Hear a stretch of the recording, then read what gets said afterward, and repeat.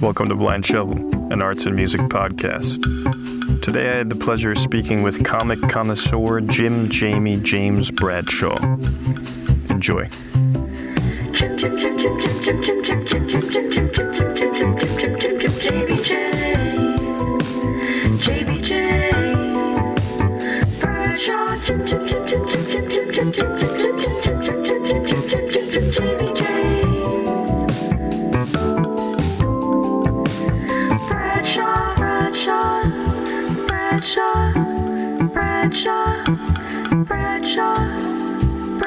Hello.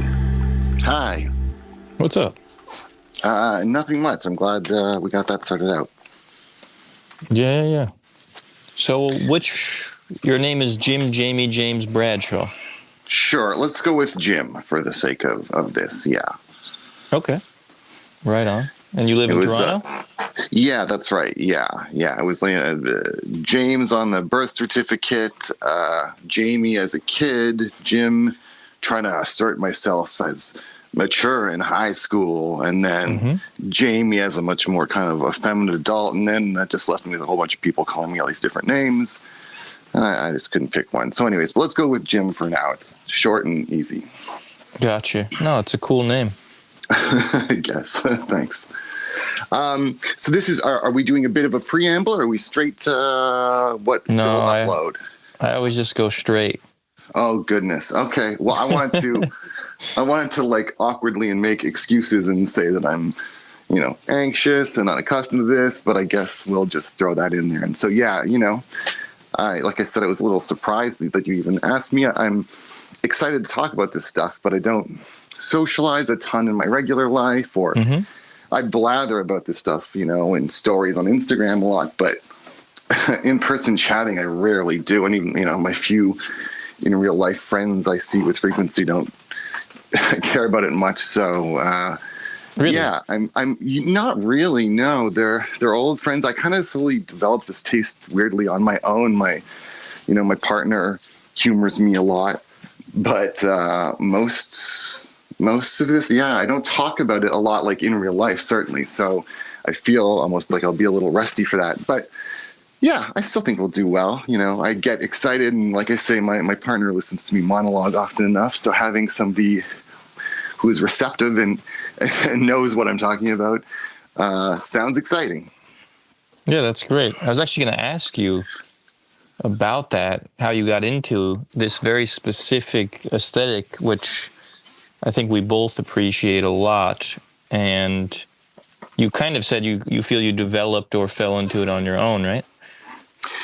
Yeah. I guess it's a merger of things. I don't know if you mean the vintage manga aesthetic or the sort of, maybe I guess the slightly more surreal side of the vintage manga aesthetic. However, that being said, who I kind of talk about and enjoy the most is Tezuka Osamu, who certainly is not a surrealist by any means. He's a pretty straightforward cartoonist. So I guess for me, my main influences originally were, I'm from Toronto.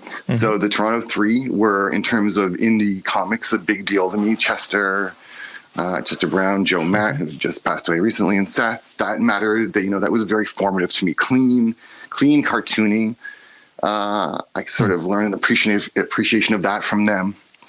Mark Bell as well, really important to me in terms of getting into the sillier kind of, and that starts leaning surreal in terms of a taste in cartooning. And in terms of Japanese content, I'm not actually like a lot of people. I wasn't interested in it much when I was younger, and I got into it into the most like pedestrian ways possible. I got into Death Note when it was new. It was the first like anime that I saw. I was in a rough time. My mom was like dying from ALS. It was terrible. And somebody showed it to me, and I got crazy into it. And I started to watch like really lengthy shonen anime shows like Bleach and stuff. And that slowly, this is like maybe 15 years ago, like when Death Note was first coming out as a cartoon. And that for a lot of my 20s, I really wasn't into comics. I just, it wasn't financially there, wasn't interested.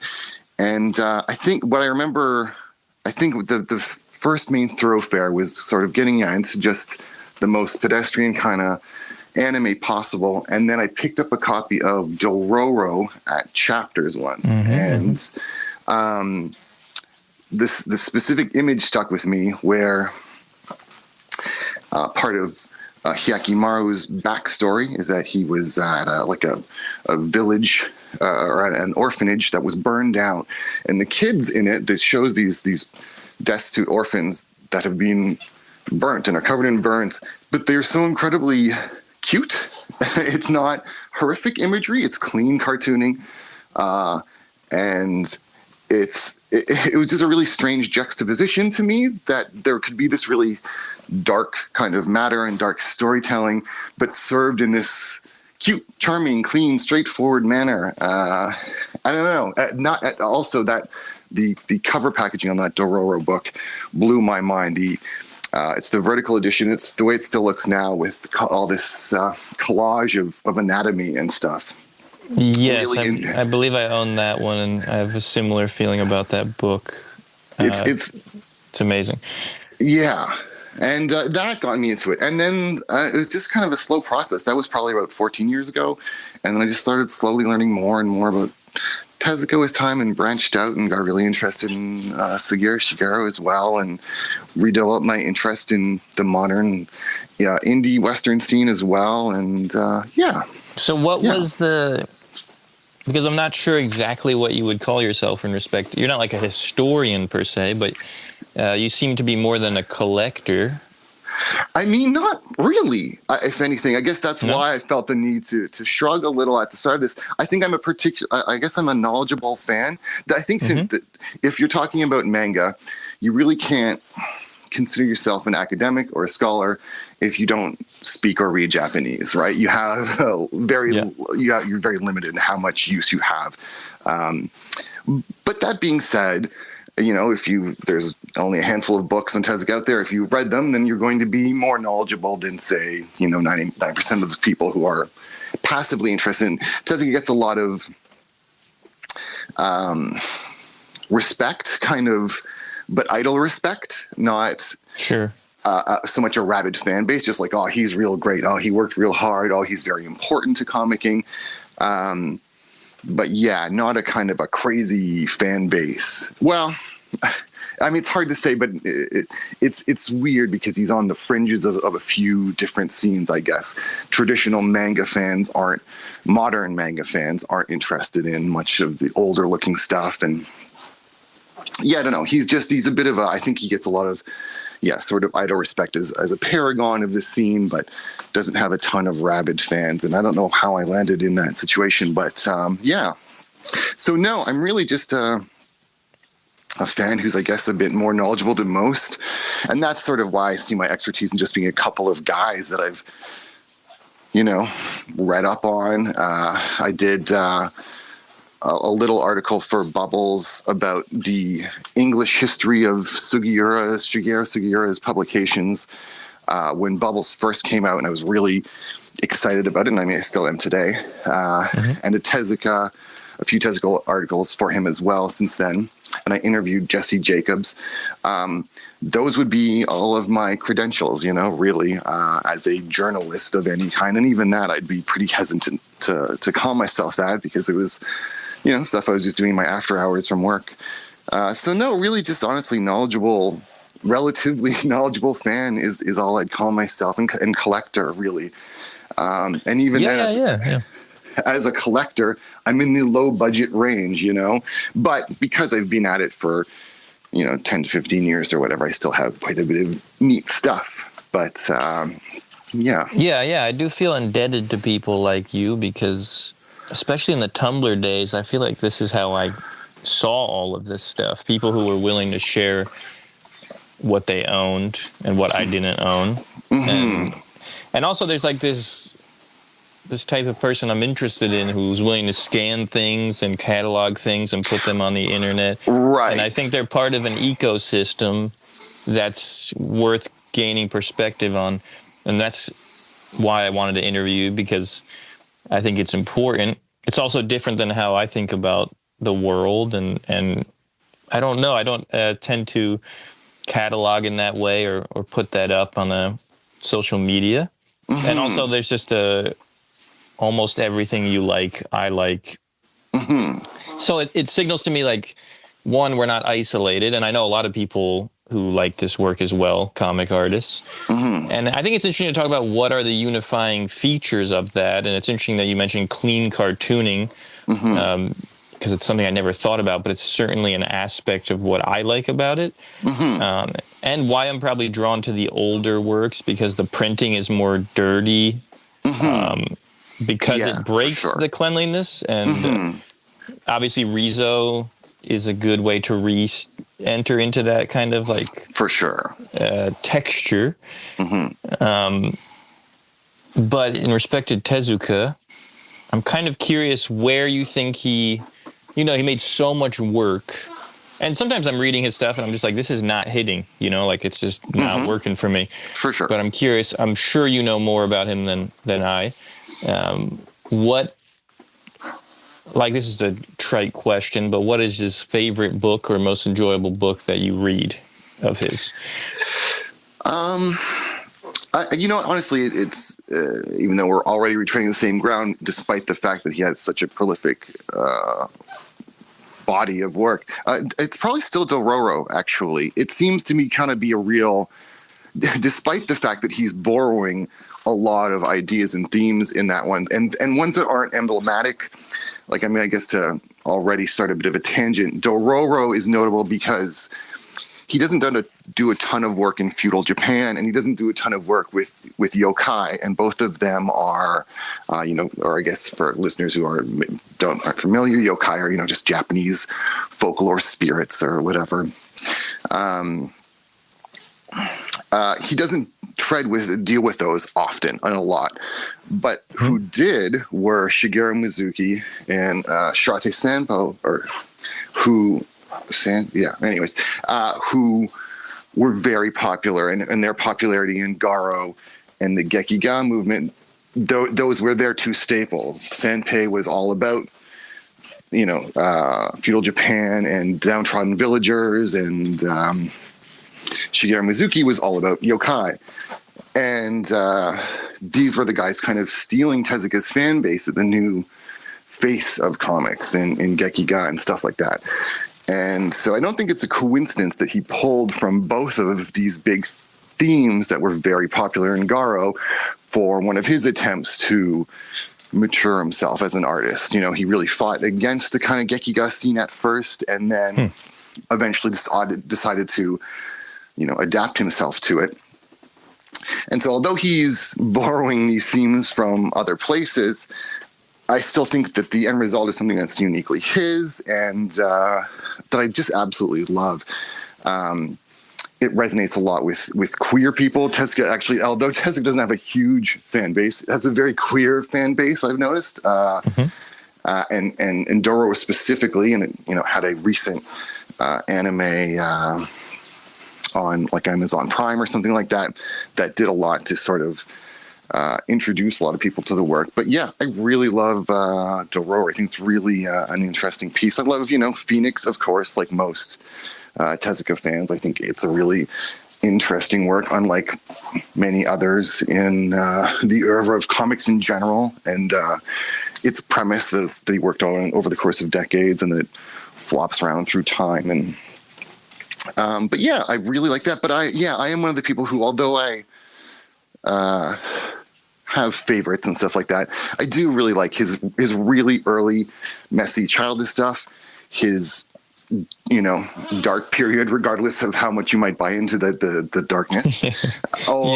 Do you understand what I mean by that? Absolutely. Well, interestingly, Tezuka didn't buy into his darkness. Okay. And to give context, we were texting beforehand about how I don't buy the darkness of MW specifically. And it's interesting that you had mentioned kind of what you liked about Dororo, where it presents a darkness with a kind of lightness, levity. So that might go into it, but yeah, go on. And one of those technicalities that you won't know.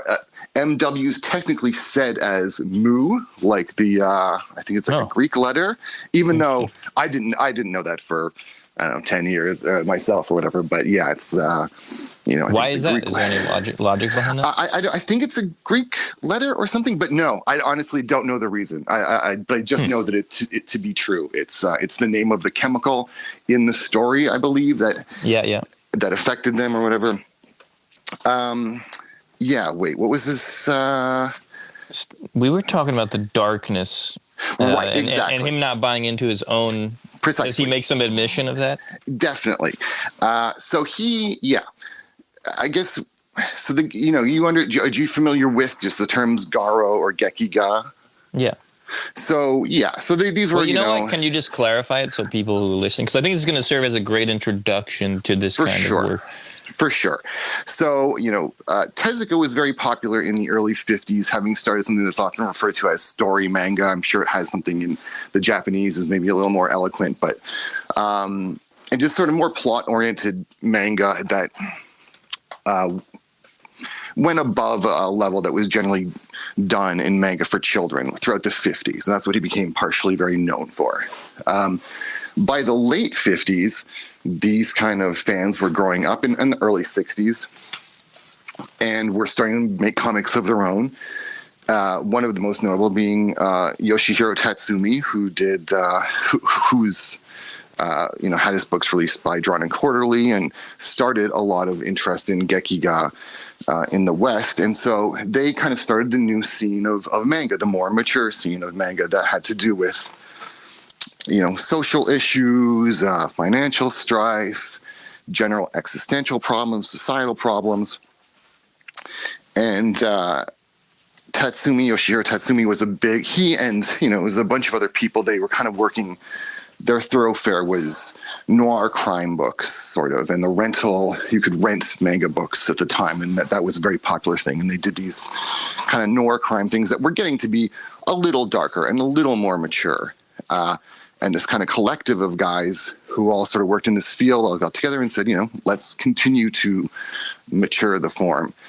And the name that they collectively came up with, there was, other ideas, but what Tatsumi came up with was gekiga.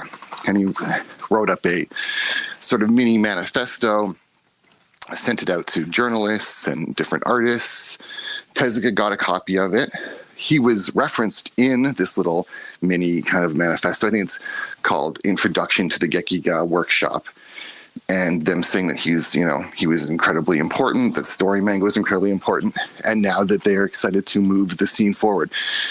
Tezuka did not like this. He did not feel honored by these artists who loved him and revered him and were raised on his stuff. But he felt like he was being put out to pasture already, even though he'd only, been in the scene like for 10 years or something at this point in time. And so he sort of wrote a response saying that, these noir crime things and the territory that gekiga artists are moving into aren't for children, and manga is intrinsically for children, and stuff like this. What year would that be again? This was like around 61, I think, was when this happened.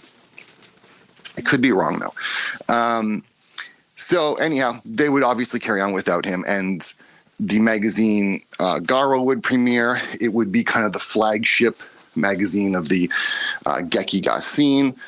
And mature comicking would explode from there in Japan. And Tezuka would have no choice but to realize that, if he was going to maintain relevancy, he'd have to adapt. And so that's sort of what he did. And it took quite a while. It's probably not until the later 60s, or I should say really early to mid 60s, that he starts to put out work that is grown up. And one of them, I guess two of them that come to mind where I know I've read his afterwards and he's talked about essentially regretting these works, were Vampire and Alabaster. Alabaster is officially available in English, and both of them contain like a character named Rock Holmes, who was like a boy detective that he wrote for in the 50s, and in this iteration, Rock Holmes is now a dark antagonist who's a sadist, and in Alabaster, wildly racist. And they are sort of mature in tone in that they are violent, and there are kidnappings and murders and rape.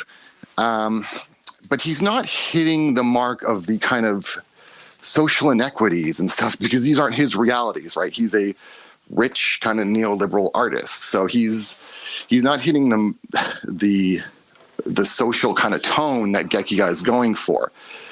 He's just kind of going for dark content matter, and sort of the most surface level possible.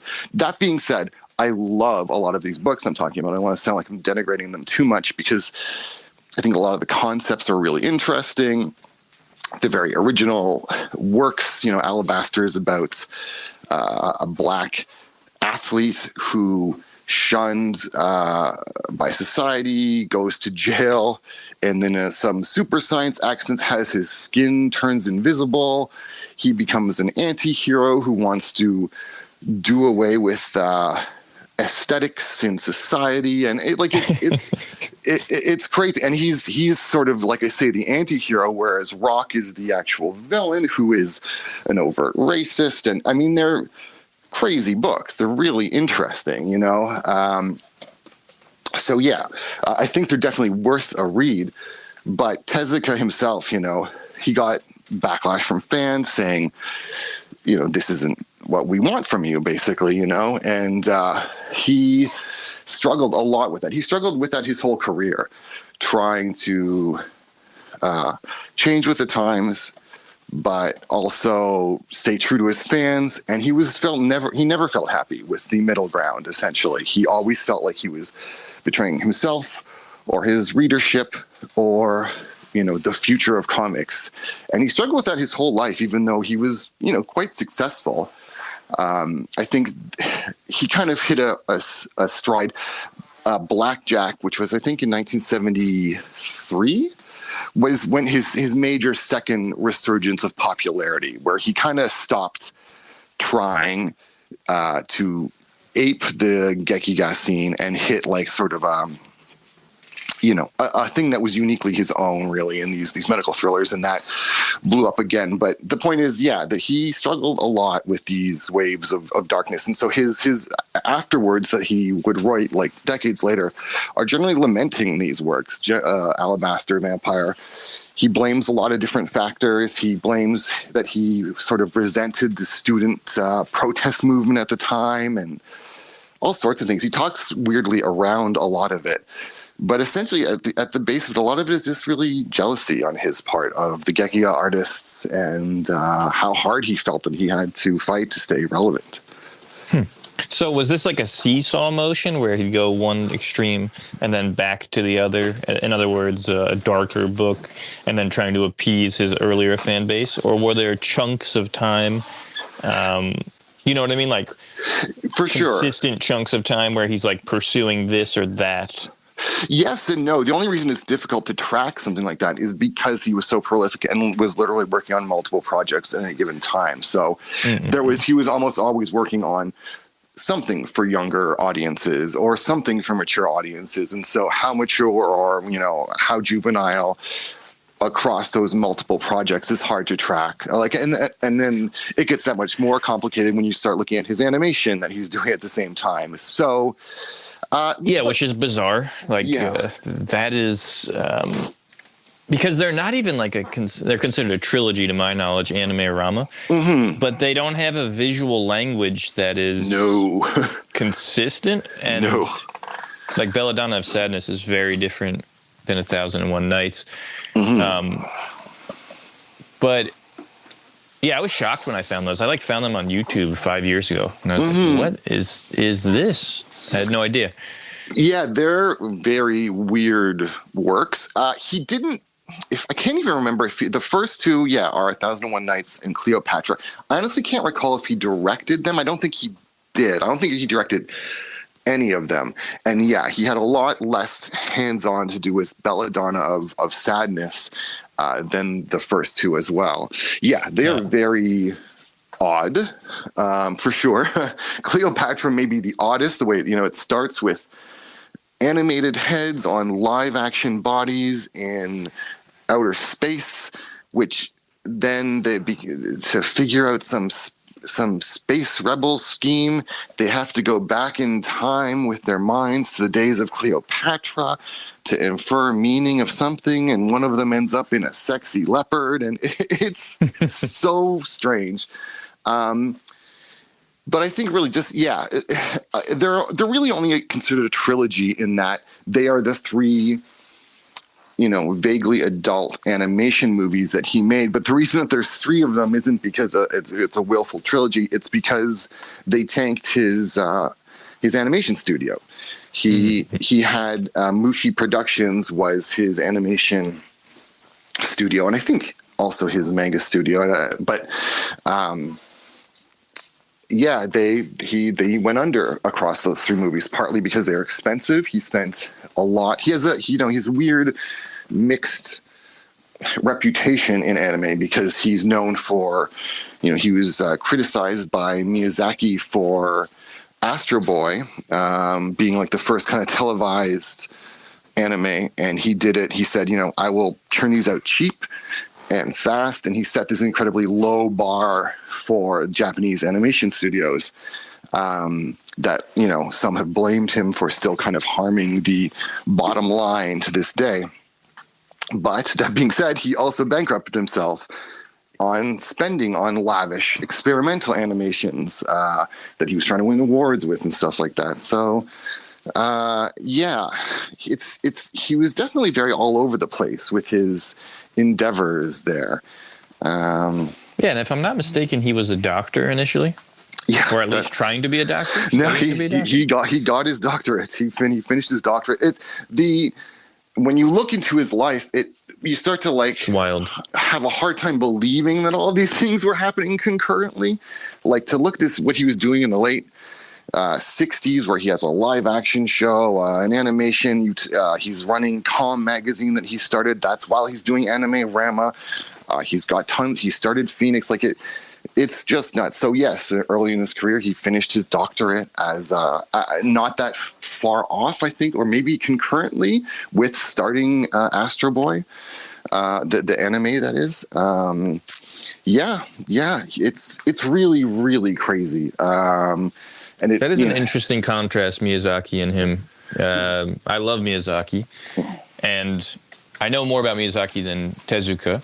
I know very little about Miyazaki, actually. Yeah, I've read most of the books about him, and it makes complete sense that he would be frustrated with this kind of, what would you say, quantity over quality animation approach. Right. Yeah, absolutely. And he feels that Tezuka kind of set that bar, essentially, he was so eager to kind of get an animation deal that he said, I'll churn out whatever I can. And he started kind of, the wave of limited animation in Japan. Now, I love the original Astro Boy anime. I've gone on lengthy tangents about the fact that, the first half of it was dubbed into very kind of goofy vocals and brought to the States. It was like a staple for baby boomer kids or whatever.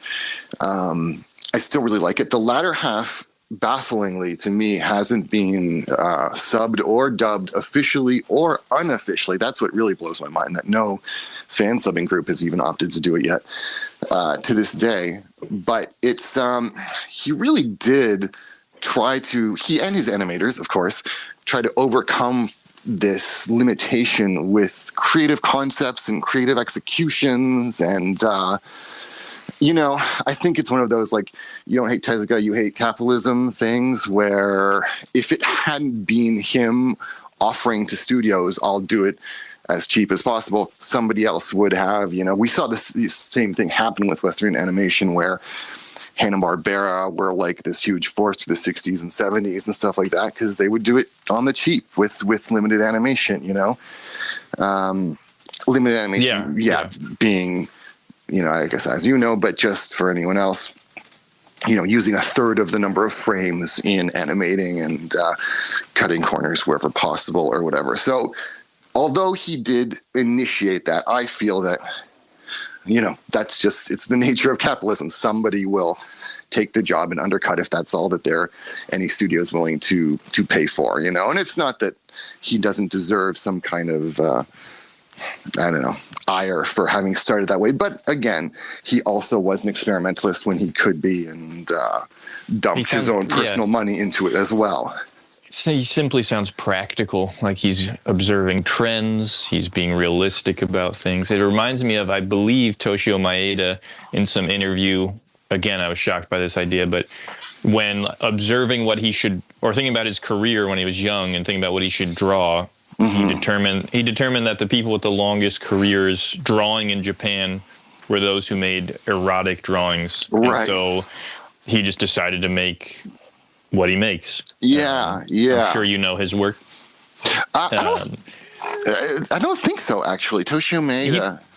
I mean, I could be mispronouncing every word I'm saying in respect to Japanese names, but I believe he is like the godfather of tentacle porn. Like he did Overfiend and all those like crazy. Let me see here.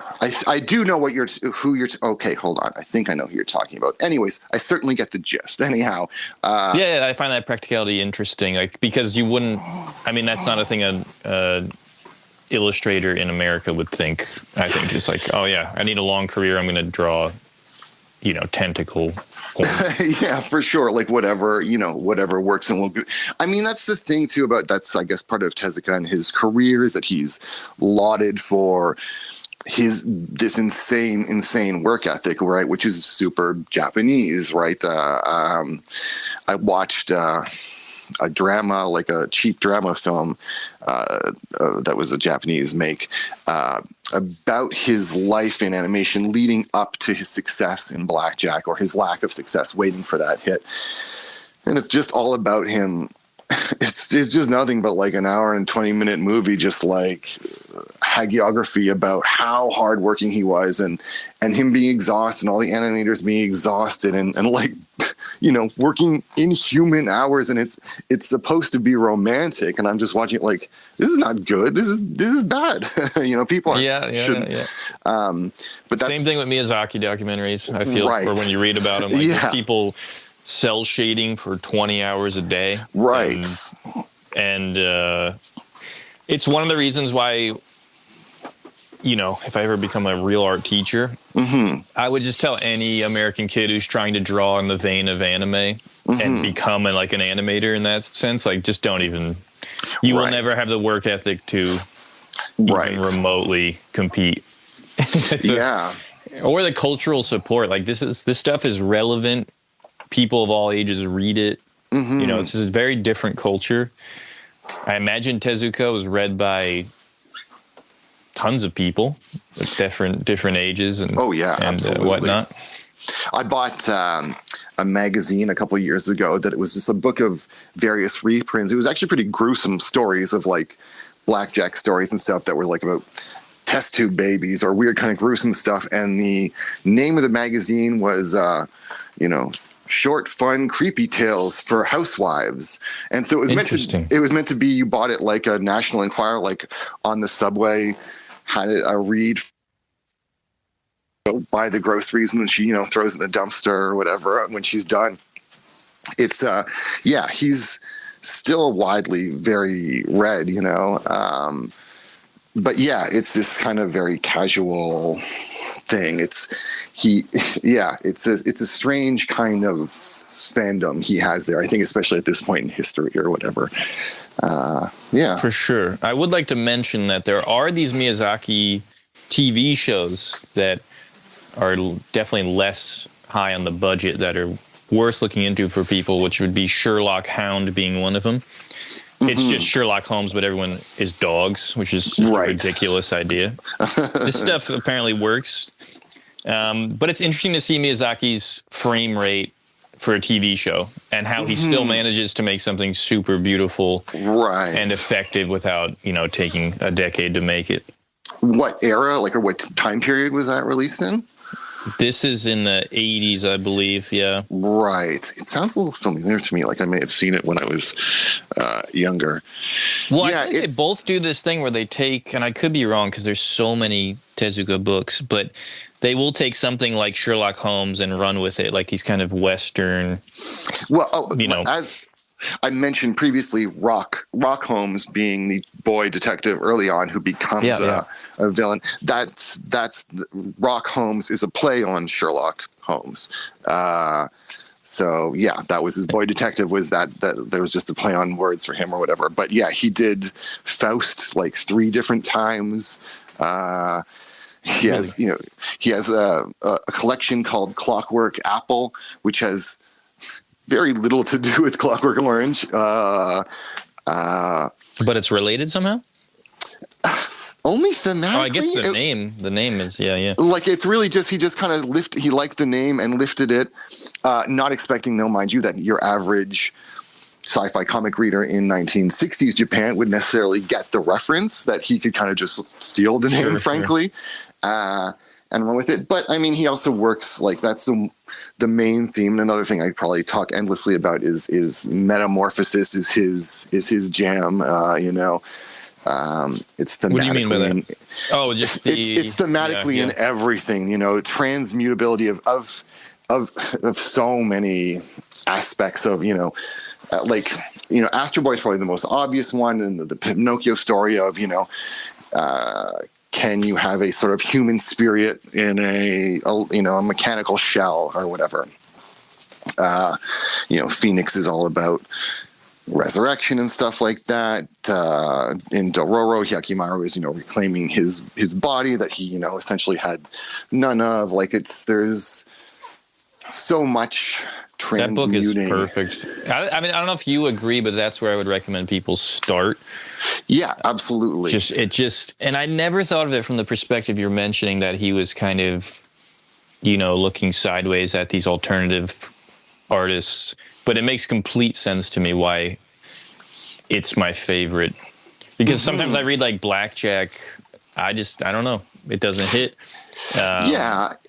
It's meant to be digestible, Blackjack. It is often sort of, it was a resurgence in popularity, but it wasn't with a hip young crowd. It was a resurgence in popularity. Yeah, I guess probably with some younger people, but largely even just with housewives and stuff who found it just a brief medical thriller interesting. Like a slightly on the edgier side of a Grey's Anatomy, although I feel like I'm doing him a big disservice by making that analogy, but I certainly think they're a lot more interesting than that. But I get that, yeah, they're meant to be kind of brief, accessible stories or whatever.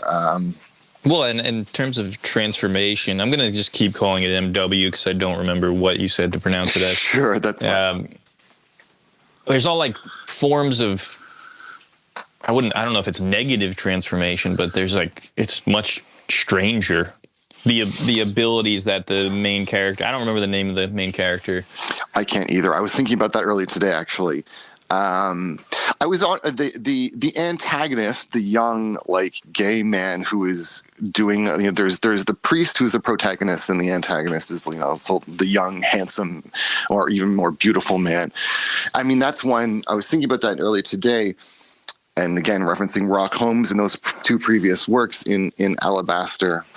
And the other thing, in both of those, he does drag, because he's this beautiful young man, to go and trick people and do his kidnappings and do his murders.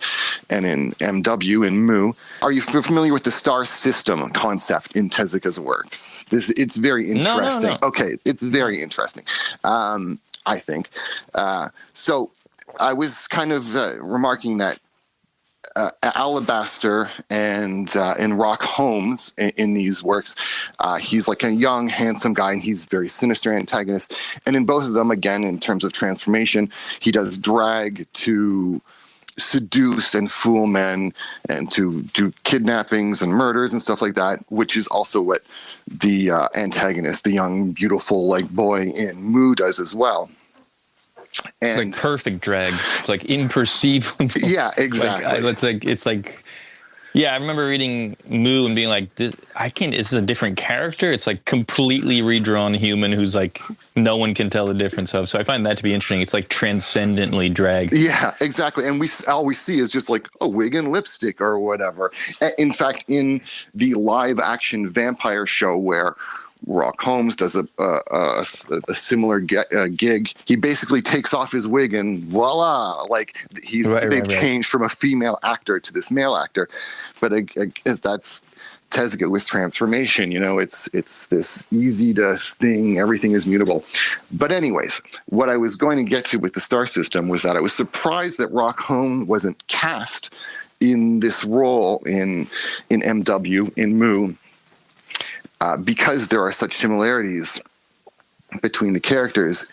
And so the star system is a kind of a shorthand that he used early on, where he was just, you know, a young artist reusing character designs and character names, which isn't weird, especially when you're making kids stuff in early 1950s, late 1940s Japan. You're not expecting close examination of your work, so you can reuse a character. You can have the same villain, have the same name. And he was really into, you know, film and Hollywood. And essentially, he sort of like half jokingly at some point in time made a kind of a cast, like he was a Hollywood studio, and these were his regular actors that he would use, and how much they all charged, for example, to appear in his works. And what was kind of started to be a lark and reusing simple designs kind of went on to be one of the most interesting aspects of his cartooning, where he uses the same characters throughout his entire career, and they essentially appear as actors, and so they can fit different roles. Like I keep coming back to Rock Holmes, but he was the one who started as a boy detective, and as he grew up and as Tezuka's work grew up, became a sadist. His villains recur. So many of his characters recur. He himself are they actors, quote unquote, or characters? In other words, like, do they carry? Is there continuity to their development as characters, or is he like plopping them in as? Do you know what I mean by that? Absolutely, as like physical actors. Absolutely, and that's the fascinating thing about it is essentially, you can very much think of them as actors, as real world actors who are playing different roles. So their roles within a story are different. And so the characters within the stories are different, but you see the same face recur, and you say, "Oh, hey, I know that. That's acetylene lamp, or that's ham egg." A lot of the names are kind of weird, but you know them, and you know them from previous instances that you've seen them. And so, in the same way that you can expect, Robert De Niro to be like a gangster, as soon as you see some guy in a role, you kind of have this context that goes with it from your past reading. It's almost like an inside joke, where the more you've read his work, the more you get it, the more you know these guys, and the more you know what to expect. So it gets extra abstract when Tezuka himself is a character in his works, which happens on multiple occasions. Is that the pig? I mean, what is with that pig that shows? Is that a pig? I don't know. Sometimes it's like a little. Is that him? No, that's not him. But that's actually when kind of historians talk about him, that's often considered the prime example of the inside joke. That's like, I can't even remember its name right now. It's often translated to Gordsky. It's a childhood drawing that his sister did when she was like 6 or something. And it's a gourd with a pig nose or whatever. And he throws it in as weird gags when he wants to break tension or whatever. And it makes little sense.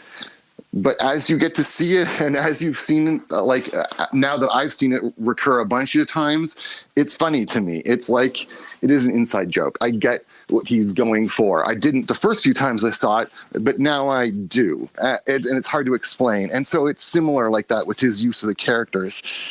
And and it's like I say. I'm sorry, you were saying he appears as well, reoccurring. Exactly. So that Tezuka himself is also a star system character, in that he, a guy who looks like Osamu Tezuka, is drawn by Osamu Tezuka to appear in roles where he's playing facsimiles of Osamu Tezuka on multiple occasions, but it's not always the same one, because again, they are roles. So it's an artist drawing an actor of himself in roles that are meant to be facsimiles of himself. It's very metatextual.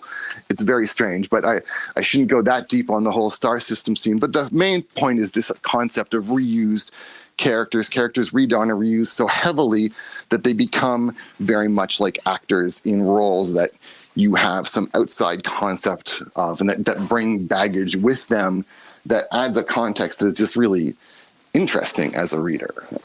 Yeah, it's very audacious to even try something of that nature. I guess you were saying in some ways it maybe started out of like not laziness but convenience, like I'm going to redraw like this and that, but then to develop that potential laziness into something that ambitious is very interesting to me. It's only something that would work in a prolific giant body. Exactly. It can only work in that context. And I don't think he sought out initially to do it that way. He kind of just wanted to ape Hollywood, But by the end of his career, it's this really interesting aspect to his work.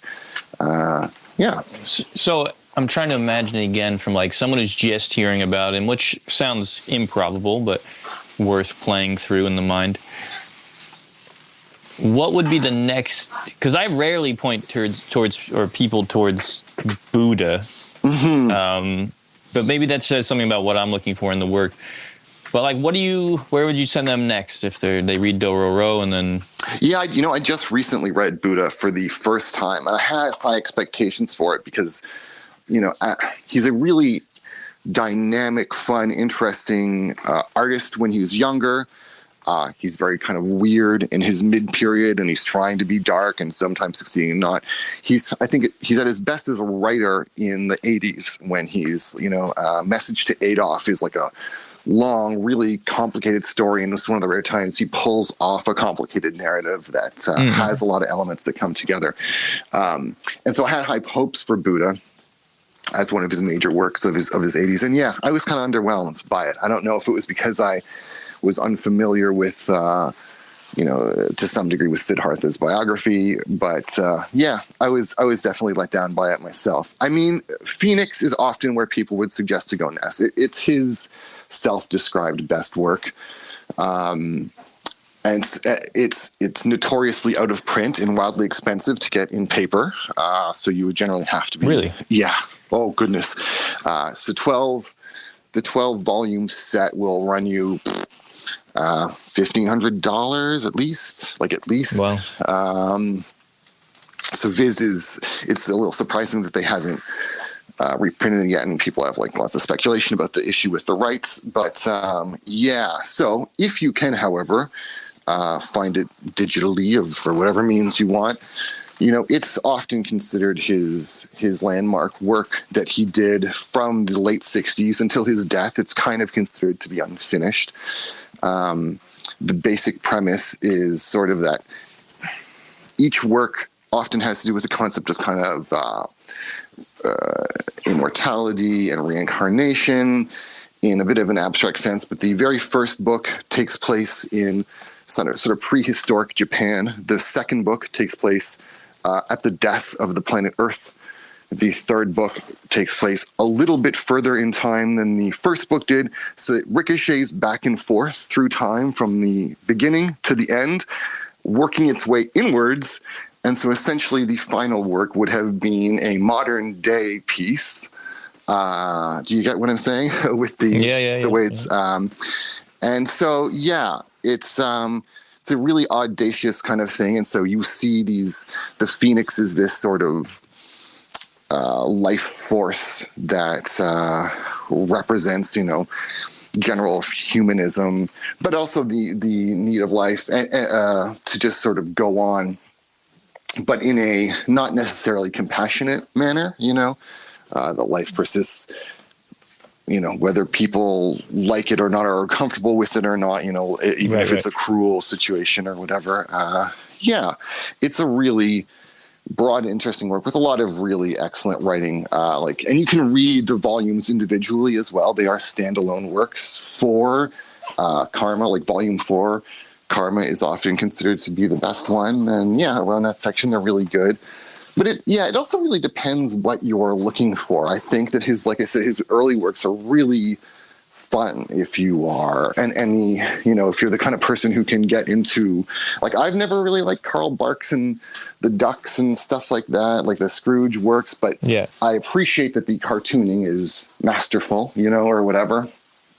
I often find that Tezuka's early works to me are like that. They're these really fun, dynamic cartooning that's really impressive, but I kind of find that there's a little, I don't even know if it's just the cultural difference, but I find them just be a lot more fun and interesting and strange, basically. I mean, and sometimes I don't know, like I say, if it's the cultural issues, but I find there's just strange elements in all of his work. Like, I know it's not utterly surreal by any means, but there are really bizarre elements in almost everything to be found somewhere that I personally enjoy. Yeah, I would agree. That's what I like about it, is that it's not surreal.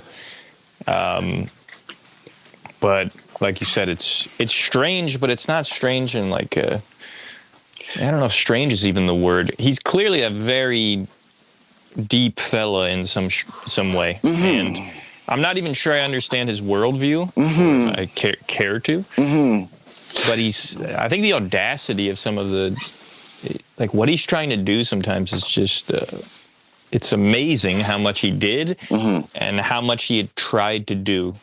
Yeah, and tried to do is very much him, and it also represents his worldview a lot. He is just a very general, like, kind of positive humanism in terms of his outward philosophy. He does do a lot of, he speaks out against racism a lot.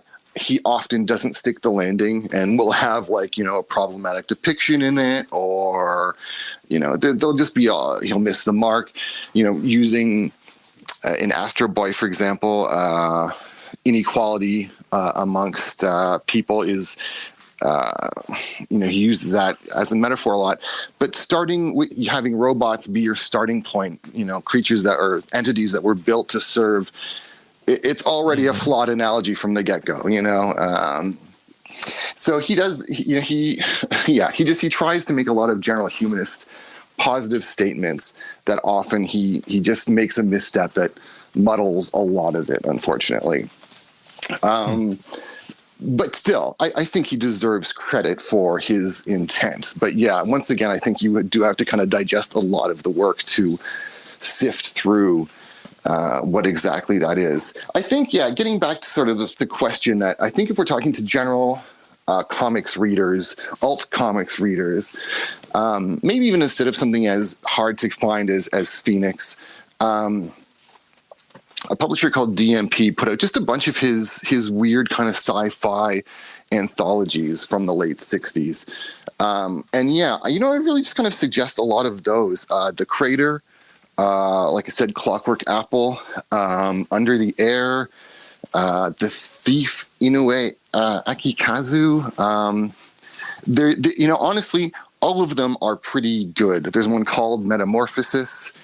It has like a weird retelling of Franz Kafka's Metamorphosis. Like, they're all quite good, and they're digestible because they are sci-fi stories, but they are sometimes brutal and generally all very strange. I think those might actually be perhaps what I would recommend instead.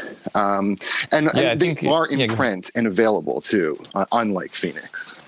Yeah, I think that's what's so interesting about him is not paradoxes, but he has a high-low thing that happens a lot, where he might be referencing Kafka, but still his drawing style, it's imbued with those early Astro Boy days, no matter what, I find. Stylistically, it's like born out of that more soft, childish. Even when he's making a woman who's supposed to be sexy, it's like a fruit or something. I don't know how to describe the body. And that gets back to exactly what I said. My very first impression of him was the burnt orphan who is weirdly cute. It's strange that there is this cuteness, and so I think you have to be prepared for that in the work. And I mean, I think people still understand that it's very skilled cartooning, but you've got to be ready to accept that although it is cute at face value, it may be heavy. And actually, you did remind me what I was meant to get at there, that while he has a general humanism, like there's this famous quote that Tezuka Productions kind of likes to attribute to him, where he says, like, my message is to love all things, and they put it on T-shirts and stuff like that. But if you've read it, love all things, yeah, and it's, you know, it's pablum, it's boring, it's terrible, it's a terribly bland philosophy and message, you know. And I think once you've read enough of his works, that certainly in execution does not seem to be his view of humanity. Like, that may be his prescription, but I think that he feels that humanity is failing utterly. I mentioned, you know, the second book of Phoenix takes place at the end of Planet Earth, and then, it's an apathetic, lazy, self-absorbed human race is kind of just doesn't they understand that they're killing themselves and the planet, but they just can't be bothered to do anything about it. Mass nuclear Armageddon, everyone dies. There's a book that I think is getting translated in the upcoming year called Birdman Anthology, which is after humanity has destroyed itself, bird people sort of get a second shot at running the planet, and it's very Animal Farm in that they just go ahead and repeat all the exact same mistakes and become the exact same, you know, terrible people. He does not seem to have a super positive view of humanity from having read a lot of his works. So although I think he may be trying to bestow messages that are positive, I don't think he has a positive outlook on people, which, you know, I find relatable. And interesting, and again, a strange dichotomy in pairing with his aesthetic visually. Yeah, I mean, actually, that evokes Miyazaki for me, who's like, can seem grumpy, but then say some really life-affirming shit. Right. But then, like, Nausicaa, the book, is like really quite dark. Right. And I don't know, that tension's always charming to me. Like rationally cynical, but in action optimistic. That's I find that relatable and valuable. It seems real for some reason. Yeah, absolutely. And I think it speaks to just sort of our experience of being people, where we're aware of this and kind of in a constant struggle to not get bogged down in what makes life difficult or the world a sad place to live in. And, you know, our means of escape are often so fluffy and ephemeral and silly, but it seems hard to imagine that we can escape in them, but we do it on a daily basis, you know, and still have to face the rough from, You know, I feel this erotic that I've seen before that you made this post about is telling of his, whatever he thinks is sexual, because even those are not, I mean, they're not pornographic in any way to me. They're just weird as hell. There was, that is, of course, not surprisingly, my most popular post ever. I guess if anyone's obviously can't see it, but my Instagram is at Jim Jamie James Bradshaw. And the post I guess you're referring to is, it's interesting, a story as well. It's his daughter, after his death, this was only maybe about 8 years ago, finally got, I don't know, a special key made or something to open a drawer because she didn't want to destroy his desk that he worked at, and found those images and posted them up online. And of course, Twitter at the time was just like, oh, when your daughter outs your furry porn or whatever. And it was a big laugh, even though it was really actually an artistic find of like great relevance or whatever. Yeah. And yeah, they're really interesting. And I think they also go to speak, like I was saying to you, that he's all about metamorphosis, right? It's not just these sort of sexual figures of partly women who are also sort of animals. A lot of them are these metamorphic changes of women between cars and women and like rice cookers and women. And it may seem like these are weird, I don't know, either artistic practices or personal fantasies, or it's hard to place. But I don't know if you remember in 1001 Nights, for example, there's a whole bunch of scenes just like that, where there's women who turn into snakes and back and forth again, and a fairy who, I can't remember if there's also a transformation into a mouse in that, but there's a whole bunch of metamorphoses between animals and women in that as well, that are like And those movies are also kind of meant to be erotic, even though it's hard to imagine who they succeeded for. They're even sold in the West with dubs as XXX movies. And I can only imagine how disappointed the audiences must have been. Because, yeah, they aren't sexy. They're fucking weird, but they're not sexy. And I'm a big fan, but... yeah, it's interesting. It's just all very interesting. So he's called a furry a lot, I guess, in that sort of recontextualization of looking at it from a modern lens. And I don't know, did he find this stuff attractive? Who knows? Maybe. I really don't. He has this innocence about him that even his violence and perversity doesn't seem to access. Mm-hmm. It's just like this, like he can't, like I'm saying, like I don't think he can get to this kind of place, and maybe that's what he envied about the alternative and I think Japanese manga going on at the time. I think that's a weakness of his. Well, it's obviously you're not referring to it really as a strength, but in stuff like Ode to Kirihito and other things, in a lot of his sort of gekiga flavored work, there's a lot of rape scenes, and some of them are genuinely brutal and upsetting, and he depicts them like so often with a kind of surreal manner that makes them as affecting as they should be. But it's almost really the frequency that it's a shorthand for how to identify a villain and somebody who's repulsible, and also a woman who deserves empathy, basically, and it almost becomes cheap. And yeah, that I think is one of the kind of weaknesses that come out when you are mimicking artists who have come by this material more naturally in terms of their connection to it in their real life. He was from a very young age this sort of really successful neoliberal artist, with a rather comfortable life. So he is working from a bit of a detached vantage or whatever, and so he deserved credit for trying to step into dark territories. But yes, certainly sometimes because of that, it reads as a little false, because I don't think he has much echoes of it in his own life, basically. Right. So outside of his comics, there's animation. Mm-hmm. And then I see you posted about this. I've never actually seen this film. Is it Vampire with this kind of mix? Yeah, that animation in live action. Right. So that was, despite that was one of the manga that I was talking about earlier. That was one of his kind of early attempts at dark work, and Rock Holmes is the villain in it.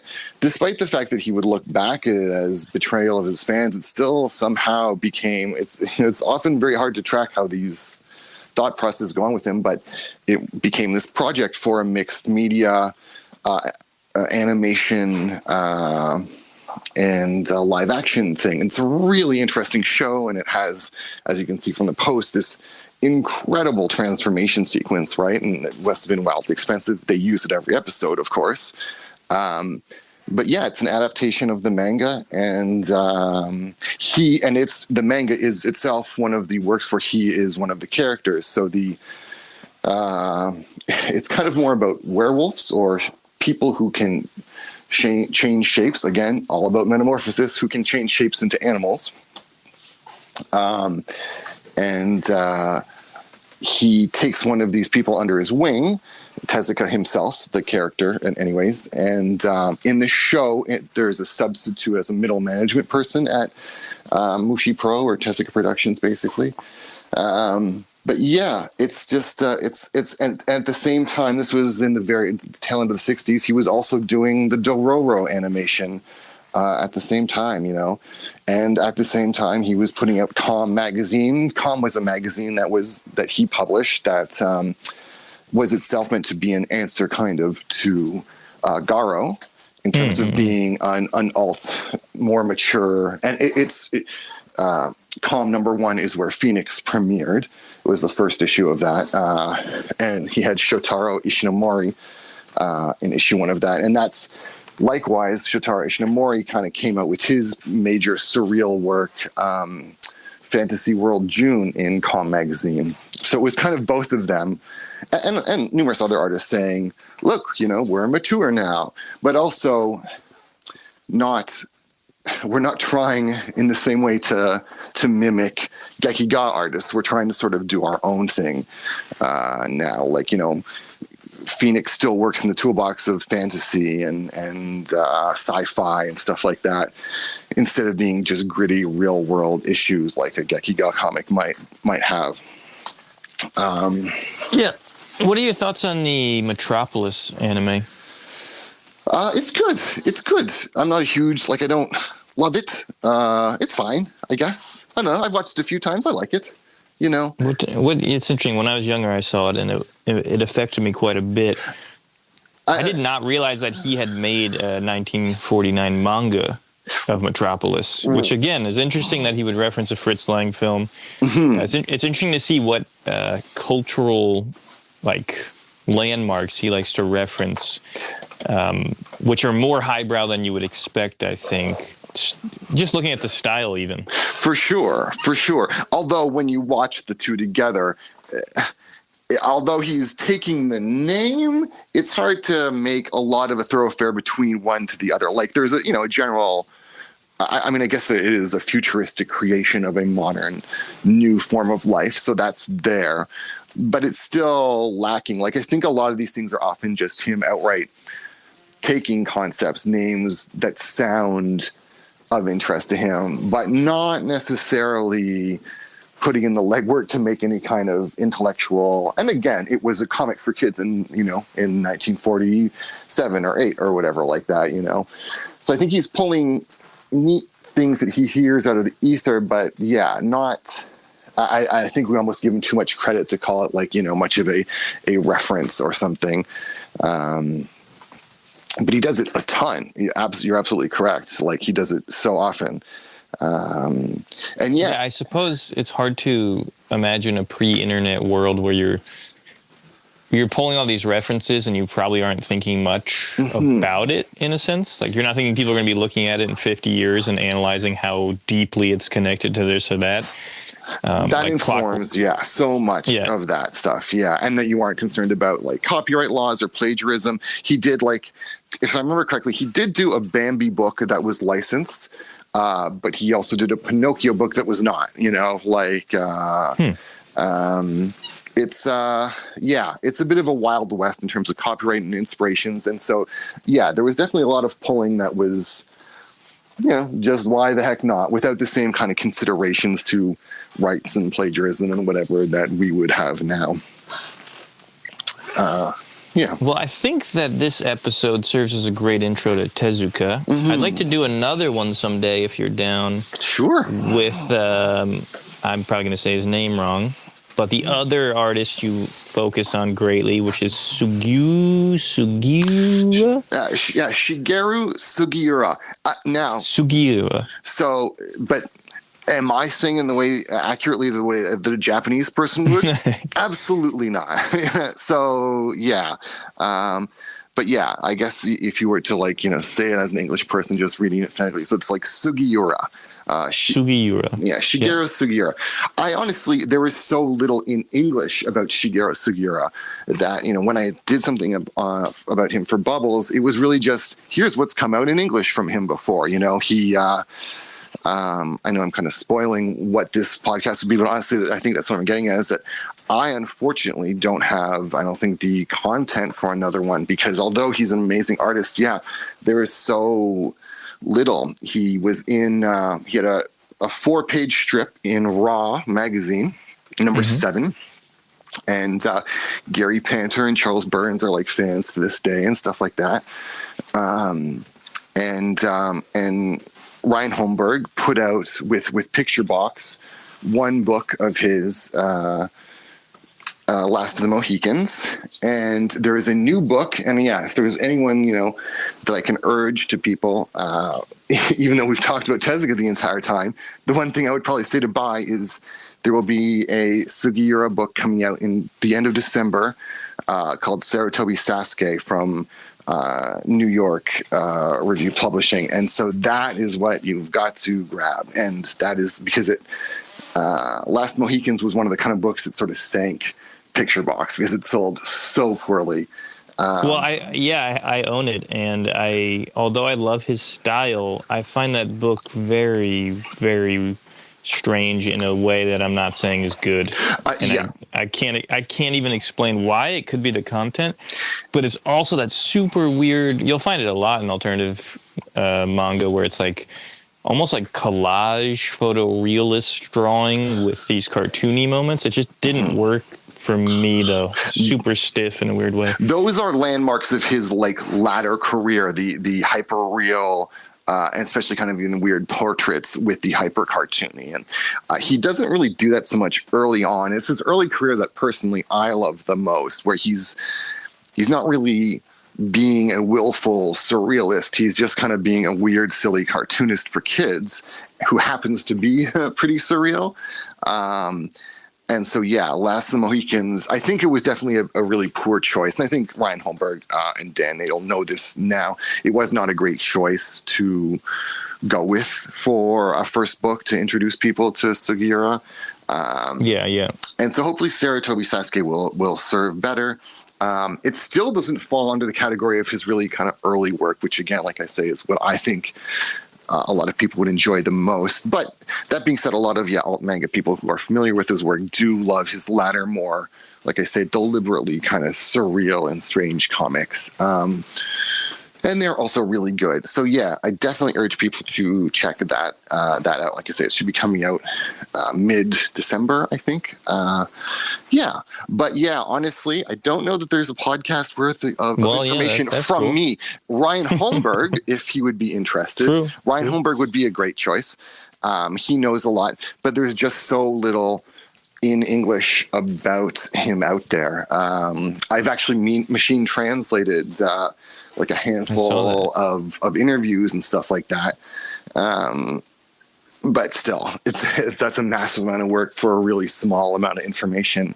So, although I'm knowledgeable compared to most, could we talk about him for more than 10 minutes? Probably not. So, gotcha. Good to know. But still, hopefully, like I say, this upcoming book will increase the interest about him, and I'm sure because it's coming from Ryan Holmberg, I'm sure it's going to have an essay with it that'll be informative and stuff like that.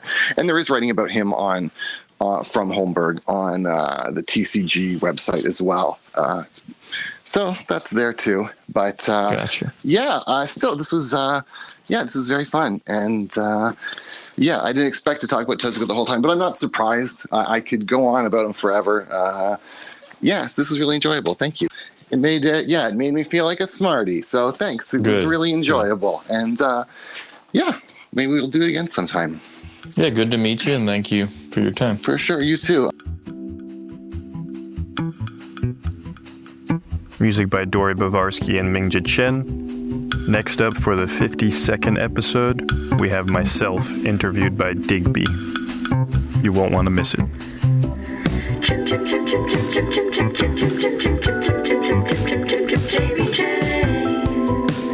JB James Bradshaw.